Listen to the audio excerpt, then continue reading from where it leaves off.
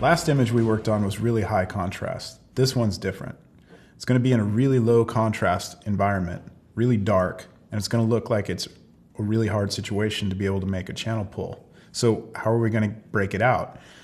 I'm going to show you a lot of different techniques for extracting the best data that you can from any file. And it's not just in its native color space.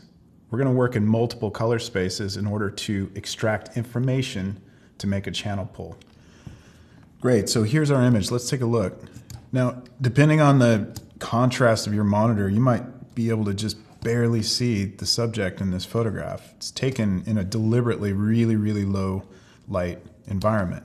It's got gels, red gels coming in from the left, blue coming in from the right, and looks like against a gray seamless, really, really dark, very little separation in the information of the hair and the background. But we can still, using a number of different techniques, dig in and see if we can get some useful information from the channels. First thing I'm going to do is check out the raw file, see if I can get any more separation out of it. So it's really dark. I want to open it up a bit, see if I can bring open the blacks. Anything from the shadows? Really nothing hitting on that shadow end. I'm going to bring up the exposure just a bit.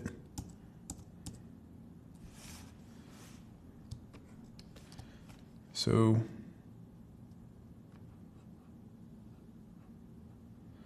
that's not doing anything. I mean, I'm looking at the hair. I really want to get some kind of better separation in the hair. So that's about all I can do to open this up right now without starting to destroy information. So I'm going to bring that in. Now, the reason I was still able to access that raw file, you have to remember that step that I always emphasize is when you open raw files into Photoshop, you need to make sure, I'm double clicking on that, that this setting is clicked. Open in Photoshop as Smart Objects. You access the workflow options by clicking down here, and you need to have this on so that raw file and all that raw information is preserved in your Photoshop file. So first I want to demo all of the different standard ways that you might do a channel pull that you might be used to seeing, because we need to just kind of be familiar with these so that we can build upon them in the later more advanced steps. I'll go through them pretty quickly. The first is calculations.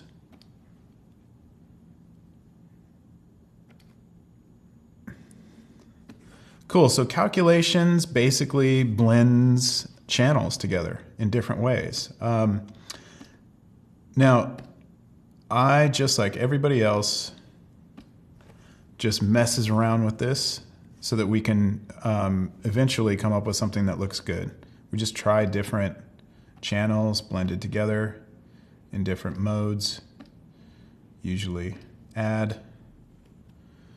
Once we add the channels together, we get a much higher contrast image. We can blend together two different channels, the blue and the red. We can invert them, see what kind of results we get. Nothing really good coming of that. But this blue and blue looks pretty good. Green is less contrasty. Red and red, not so good. I think the blues have it. And we can also adjust the offset. Offset basically just lightens and darkens the entire image. That looks pretty good. And it outputs that to a new channel. I'm just going to label these.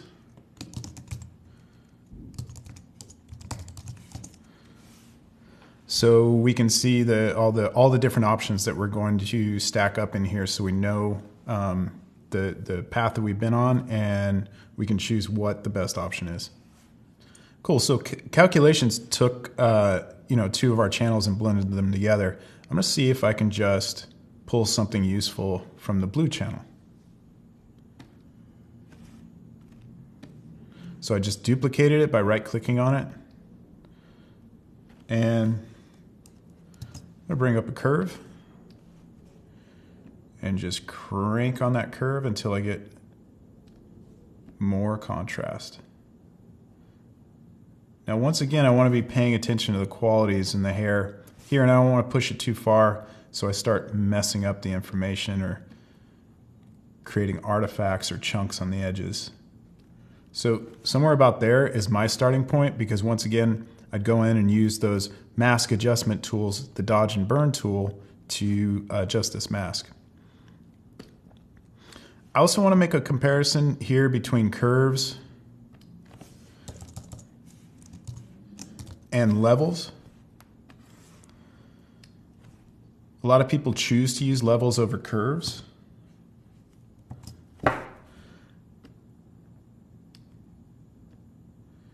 It's not my preference, but I just want to show you that they're really not any substantial, there's not really a substantial benefit to levels over curves, in my opinion.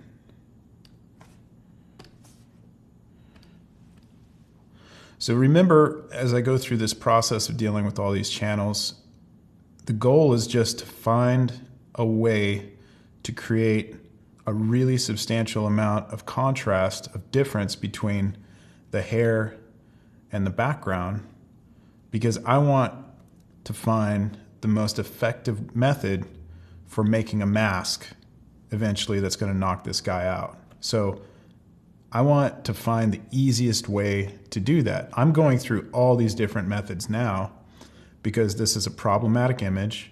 You may run into a problematic image too, that you have to try multiple techniques to be able to hone in on the right one for whatever the given job is. So with easy images, you might, especially after practicing all these different methods, you're going to be able to identify, oh, I'm going to go directly to that one because I know it's going to give me the results right off the bat. But if you have to test through a bunch of different ways to find a channel pull, this is the way in which you're going to do that. And we're starting with the basics, but we're going to build on these, and you're going to find some more really, really complex and powerful tools to be able to dig into the information that's in the file. So curves and levels. Once again, we're just demonstrating this here just to see the difference. There's a little bit of difference. I prefer curves always because they just tend to give me more control over the luminosity adjustment that I'm making. So I don't really use levels. So that's the basic methods for extracting from channels, pulling a channel from what exists here. What I'm going to do next is actually go back into the raw file. Now, this is a method that not a lot of people teach, and very few actually, I think, use often. But going back into the raw file, which contains all this extra information in it, and prepping that in a way that gives us a much better level of contrast between the elements that we want to separate. What I'm first going to do is duplicate the raw file by clicking New Smart Object via Copy. Now that's the same Smart Object. It contains the same raw file, but it's a new Smart Object, not a duplicate of this one. So when I change this new raw file, which I'll label color, it's not going to make changes to this raw file. It's still going to say the same with the same settings that I used to output it initially. Okay, let's double click to go into this raw file. Now, I'm going to go into the HSL grayscale panel, and I'm going to convert it to grayscale because I just want to look at that luminosity information. And it gives me all these sliders here. So what do I want to do? I want to mess with these sliders until I start to get a better level of separation. Let's see what happens with the red. Oh yeah, I definitely want that red to be darker. See how it's filling in there, giving me a better edge on the hair. Oranges, nothing's really moving. Yellows, nothing's moving. Greens, no greens in the image, so nothing's moving. Aquas, I could fill that in, that's fine. Blues, okay. So it thinks that the background is blue. So I'm going to crank that up a bit. Purples, thinks the background's got a little bit of purple in it. I'm going to crank that up. Magentas, let's see. Yeah, maybe magenta's back down. So you see how we've converted it to grayscale, and in the grayscale conversion, you're telling raw module what values you want the colors to translate into. So it's not only a really good method for adjusting the values in a grayscale image to create a more balanced grayscale conversion, but it's also a really good tool to prep your file for making a mask. So let's click OK out of here. And in the channels, I'm going to create a new one. Now let's look at the channels. Oh, they're all the same because the raw converter created a grayscale file. So they're all going to be the same. So what I can do is go into my alpha channel, and I want to grab the RGB version and put it in there. So how do I do that? It's kind of tricky if you think about it. I mean, I can easily duplicate the red, green, and blue layers, but it won't let me duplicate the composite RGB channel. So here's a good tricky way to do that. Image, apply, image. So I'm going to go into image, apply image. I want the channel, the source channel, right here, to be RGB, which I'm going to apply to this channel in normal mode. So all that's telling Photoshop to do is take my RGB channel as a source. My target is this alpha 1, and I want to apply that to alpha 1 exactly as it is. So essentially, it's copying the RGB channel and pasting it into alpha 1. Now, apply image can seem a little mind-boggling at first, but we're going to use it a bunch more times in here. That's the most basic application of it, of basically saying, I want you to take this channel information and apply it to this other channel. Our alpha 1 channel was filled with black, and the other channel was just basically pasted in normal mode. So we're going to keep building on that complexity of using apply image in order to blend different channels in different ways. You'll see how it's done. So I've got this new channel now that was based on my grayscale conversion. And once again, I'm going to increase the contrast.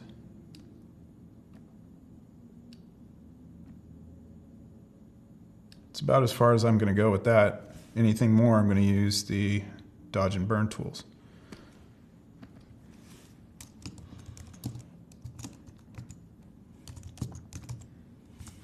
I'll label that raw grayscale conversion. Let's just compare that with what else we've got here. It looks like the blue is maybe doing a better job than the raw, but look at the difference here because we plugged up that red. That area is getting a lot better separation, it looks like, than the blue. So these are the different comparisons that you want to make when you're trying all these different methods. Well, maybe one channel is getting me better results in this area, and the next process that I've used is getting me better results in a different area. So what we're going to start moving into next is combining those different results together to make one better image for extraction. Cool, so the next method actually builds on that raw conversion, and I haven't seen this done ever in any instructional resources, but this takes the raw conversion concept to kind of the next level. Results vary. Sometimes they're really good. Sometimes they're pretty much just the same, but let's test it here. So I've created a grayscale image from this, and that's fine. But as I showed you before, all of the channels are exactly the same. It's because it's grayscale, right? You've got one thing, one output. But I'd like to have these optimizations that I did in the raw converter actually come out in a color image, because then all my channels are going to be different, and I've increased the possibility that there's better quality or separation in one of those channels over the others. Whereas now we just have 3 that are the same. I'd like to take a look at 3 that are different. So I'm going to show you how to do that. It's really easy. You just turn off convert to grayscale. Let's look at your first value here before we do. The reds I've cranked down to -78. I'm going to do the same thing here in the luminance panel, and see that red crank down there? I'm going to go back to my grayscale conversion. Thank you, RAW, for keeping these values. I think the next one that made any difference was aquas. Let's turn that off. We're still in the luminance panel. Crank down the aquas. That just kind of fills in the face. It's not hugely important. The blues we cranked all the way up, and the purples we cranked all the way up. Let's do that. That opened up the face. Let's close up the face as much as we can. Purples, open those up. The magentas, I remember we cranked down a bit. Let's see if that does anything. Click OK. And now we have that same grayscale optimization of our channels in a color version of the file. So let's look at the channels. So now I'm just looking through these channels that I've created, because now they're all different, right? I want to look through and see which ones I like. So I like blue. I kind of like red. See, red got really bright here because that's where the red is popping. Blue overall has the best separation and contrast. So I'm going to pick the channel that has the best separation and contrast overall and duplicate that. And I might be able to get a little mileage out of this red because there's a lot going on in this part of the face that's got high contrast. So how can I use that red? Why don't I use apply image, and instead of just applying it in normal mode to this blue copy that I made, I can apply it in a different mode. I'm going to go into apply image. I'm going to say my source, because I've duplicated the blue, I've got that as my base. I want to blend into it. So I know I want to do something with red. I don't really know what. So that shows me the red because this is blending mode normal. So if I go like this, it's just going to paste the red channel over the blue channel without blending it at all. So the blend comes when we choose the blend mode. So I know I would like to make blue, this blue channel, maybe darker up here and get even more separation, because I know that my red, I can see here, has better contrast in this area. So blending it in darken maybe. Multiply. See, I wanted to get darker, and that area in the red channel is actually lighter here. So what if I invert that channel? So it's darker now. And I'm going to apply that maybe in multiply. See what that does. So there's your first plate blend. If you're not used to doing this, it's what we call plate blending. It comes from the old pre-press days of actually combining plates. Now, since we're working in Photoshop, we can call it channel blending, whatever you want. But basically, the bottom line is you're taking the information that you extract from each channel, depending on what you want, what you like, what's the best, and blending them together to create a completely new channel in order to eventually make a mask from it. So now I'm going to run the same kind of contrast curve on this. See what I can get.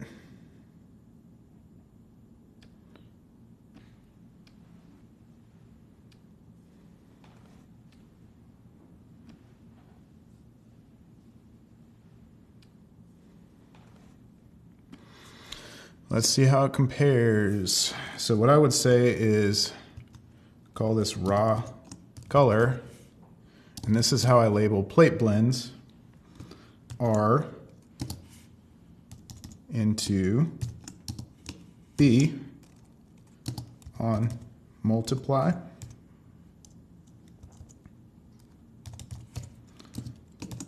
inverse R.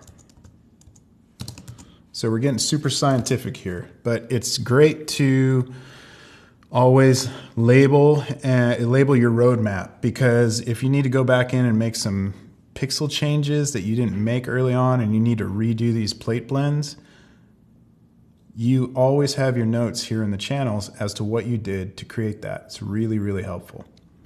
So as you can see, these are some pretty powerful techniques here for improving the information in the channels, getting more stuff out of it. But these aren't the only ways. The next step I'm going to go into is showing you the ways to convert to other profiles in order to look at new channels, because the old saying is every file has 10 channels. You can thank Dan Margulis for that.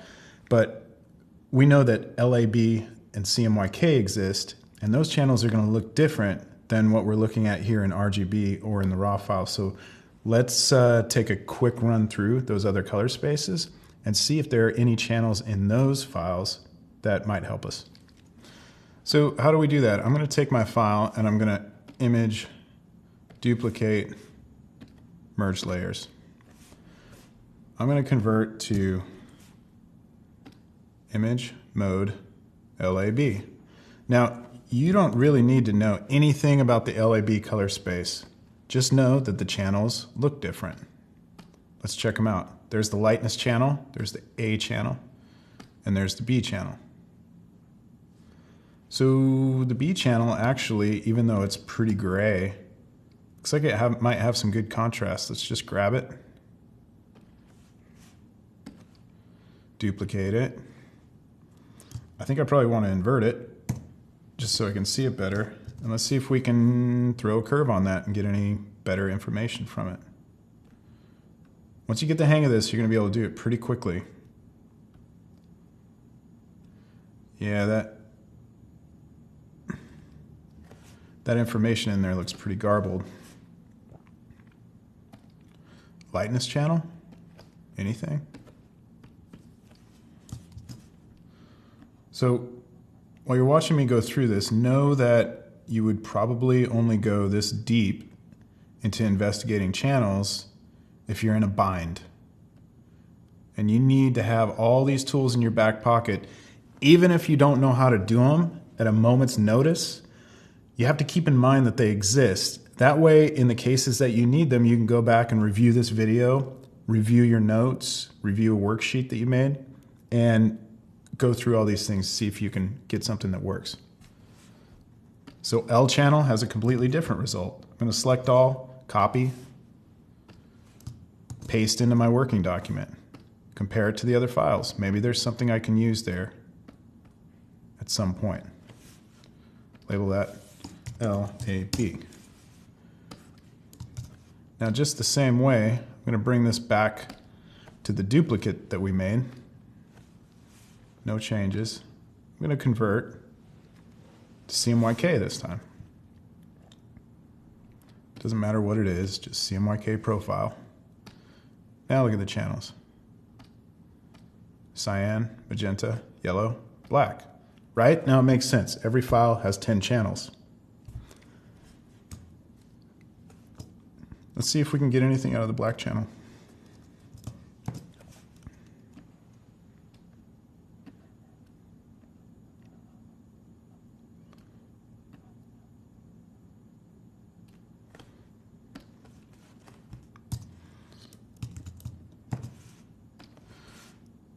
Paste it back into the working file.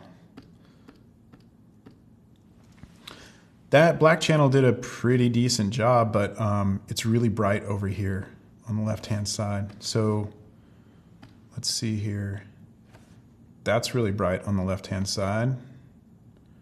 That's really dark on the left-hand side. This has got more contrast, this cyan channel. So why don't I duplicate my black, because I like that as my base. Now remember, I'm going to go image, apply image, my cyan channel, inverted, multiply into my black. Now look how that closed up the left side of the face. That's a good result.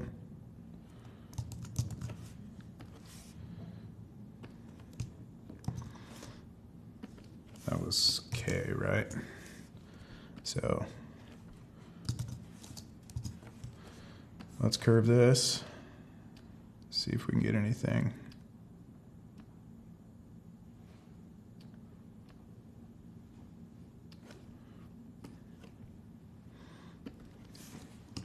C into K. So you know just by that label you went into CMYK. That's what you did. So definitely an improvement over the K, right? One last thing that I want to do, show you custom CMYK conversion. Now this is going really, really deep into channels processing. Image, actually edit, convert to profile.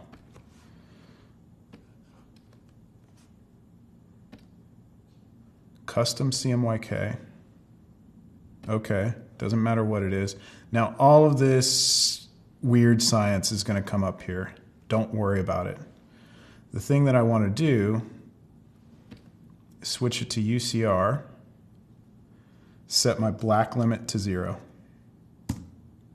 So my total ink limit is at 300. I'm going to click OK. Notice, so this is what it's done. It's taken a CMYK conversion, converted it from RGB to CMYK, and took all the black out. So what it's done is it's taken that black channel and applied it instead to the 3 other channels, C, M, and Y. So there's no black channel at all.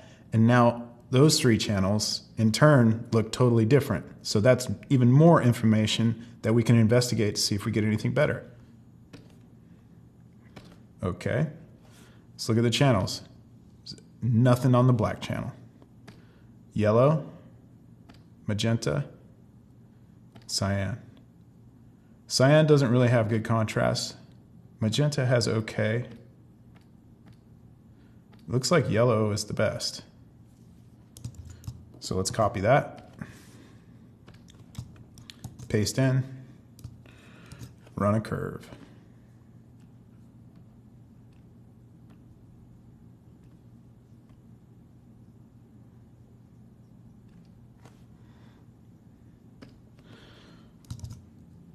All right, this is great. I've got a really cool result here, and I'll show you what that is. I'm just gonna call this UCR no K Y channel. So that tells me I did a custom conversion in UCR no K, and I used the Y channel. So there's some, so what I'm doing is I'm going back through and seeing what my results were, seeing what the best channels are that I retrieved. I'm still liking this UCR, but I'm also really liking this raw color with the red blended into the blue. I like that better than that. There's more separation. Blue still has some open stuff up there. I think I like these 2 channels the best. So I'm going to do one final blend. I'm going to try to put those together somehow. So I'm going to go into image, apply image.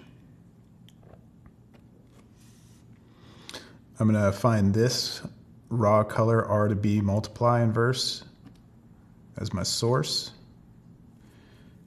That's too dark. What about darken? That's good. That's much better. Look how it's filling in the hair up here a bit, and it filled in up here. That just got us a little bit closer to a slightly better mask. Now, you got to have you got to balance the question of payoff. This was a lot of research to get a mask that is maybe marginally better than something else. So this is a very, academic instructional moment and process, but now you know that you have all of these possibilities in front of you from all these different color spaces, using all these different channels, using the raw processor in a way that can get you better starting results from a pretty whacked out looking file, but that results in a much better separation. So keep all this in your back pocket. When you need it, it's going to be very powerful.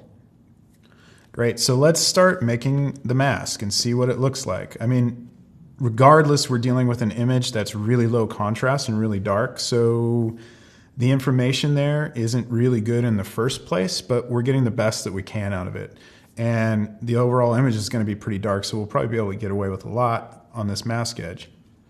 So I'm going into my burn tool. My dodge tool, excuse me. I've set it to highlight, so it's still trying to target the brightest areas of the image. So you see how it's kind of leaving the hair alone?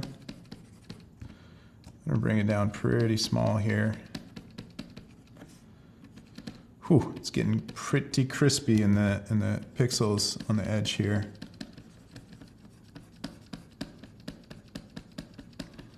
All right, that's it. That's all I want. And maybe a little cleanup here. But I have the edge isolated, and that's good enough for me. I'm gonna hit the lasso.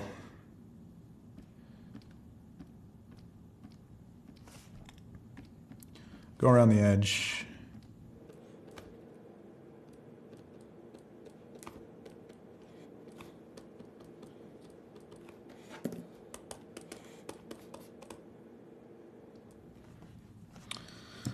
Change it to white. Okay, we've got our edge isolated. That's all we need to do. Convert that. I hit O. Go into the burn tool. Wait, dodge, excuse me, because we inverted it. Once again, target highlights.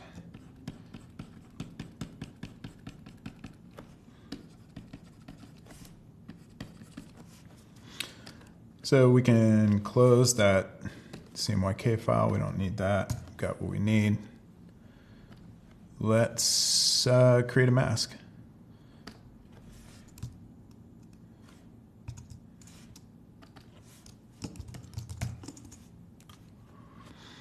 So once again, I've already got this one clipped out, clipped inside the hair. Let's create that.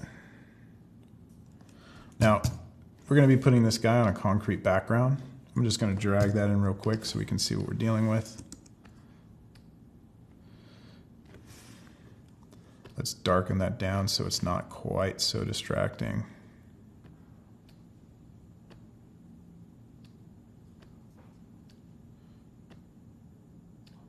I'm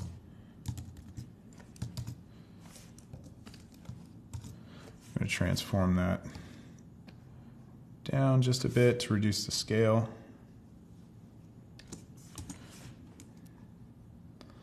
Convert it to a smart object because I want to run blur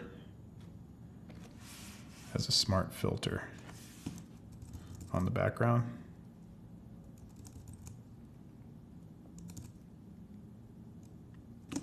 Somewhere in there. That'll do for now. And let's add our hair edge.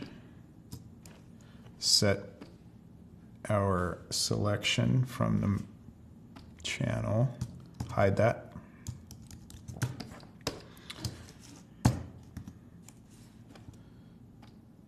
Make sure you're on the mask. Set to white, foreground color, everything's at 100, smoothing is low.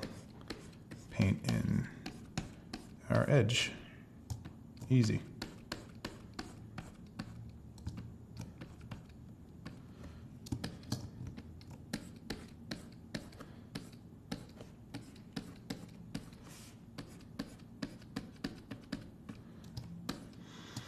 So I'm not done with this mask. I still need to do a little bit of tweaking to get that looking better and integrated. And I'm going to go into the lovely smudge tool, which works great in a case such as this, where you've got a mask that is a little bit soft, let's say.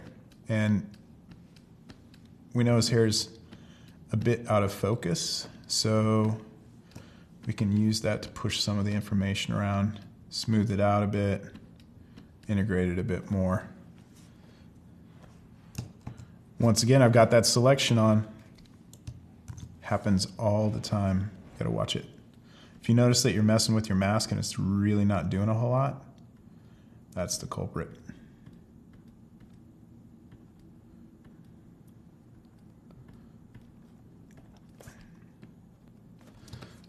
Now, the thing to me remember with the smudge tool is that it's so cool for shaping the edge of a mask. You can actually move the edge around, kind of like liquify. Don't forget, it also softens it. So in those cases where you need to move an edge and soften it, it's like the perfect tool.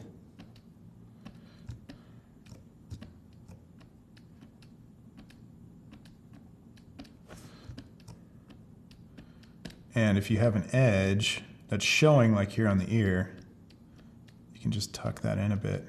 That edge goes right away. It's such a great tool for doing this kind of stuff. And don't forget, you can also use the blur tool if you want to just take that edge and soften it without moving it.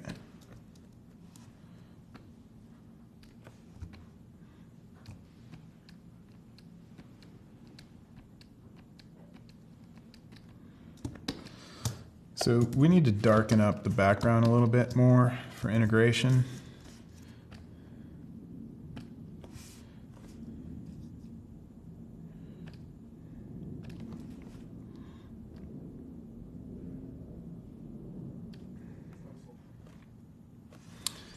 And I'm going to add a gradation up to integrate the bottom more.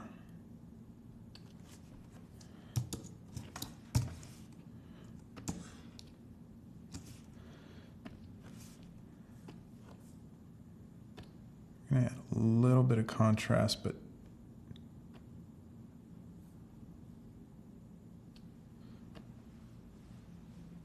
darken this guy up a bit.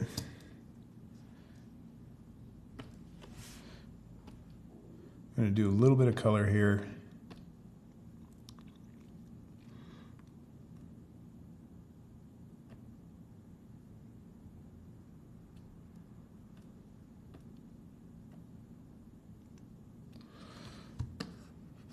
Cool it off.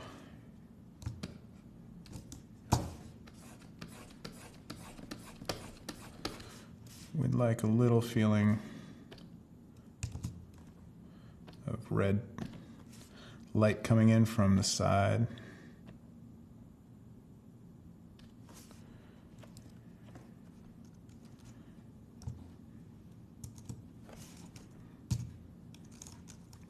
Oops.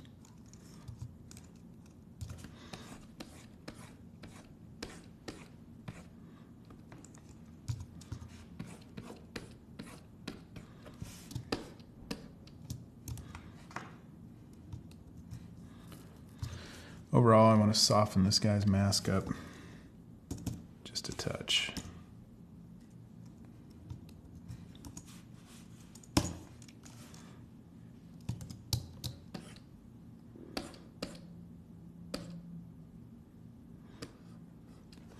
And I can see this is really out of focus, so I'm going to use blur tool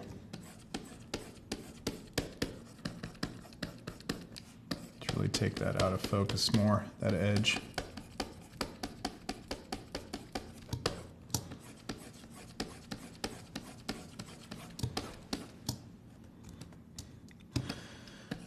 Okay, and I think overall he's running a little too saturated. I'm going to bring that down a bit. That integrates much better. One thing I think I'd like to do actually is to extend the canvas up just a bit to get a little bit better framing.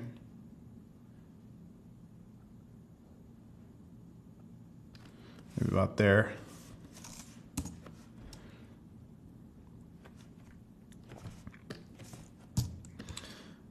Now this is a bonus tip here. Show you a really cool trick.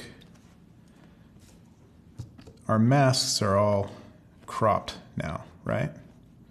Now, I don't know about you, but these gradations, I'd rather not noodle around with those and have to try to get them to extend up cleanly. I'll show you a great use for content aware fill. So you go into edit, fill, content aware, click OK. It's very, very smart at extending gradients, whereas that might take you, I don't know, a minute or two on your own. Content aware does it automatically. You can go through all your masks, Shift F5, content aware, just fixes them for you. This one we can just fill. Keep that in mind. That's a huge time saver.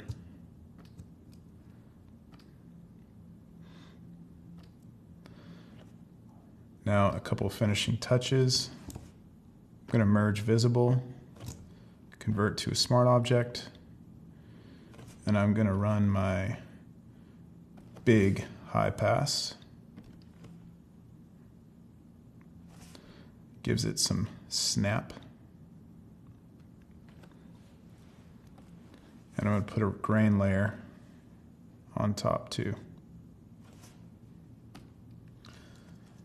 So great. I mean, we've got a really cool looking image, and the extraction worked in, in a situation that we really thought that it may not have worked. I mean, that would have been the common evaluation from the beginning. Is let me set this up to the camera raw default so we could look at the base file here.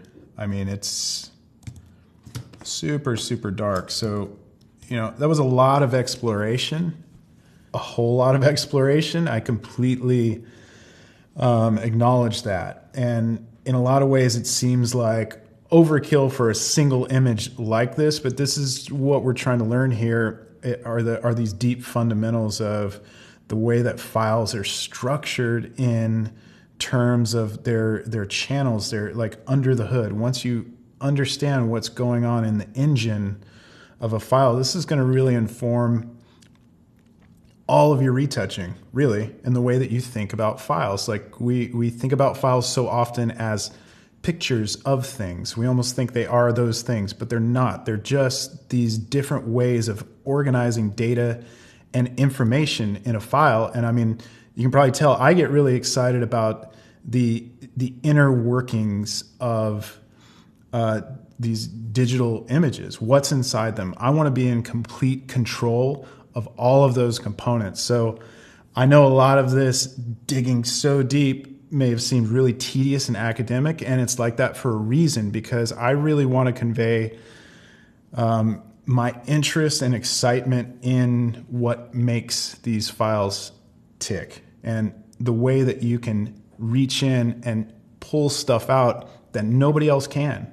And now that you know these things work, you can start really experimenting, dipping back in, just trying a little part of what I taught you on any file, because you're going to get totally different results, and you don't know what's inside that file until you go in and start poking around. So I hope this was really, really valuable in the future at some point for you.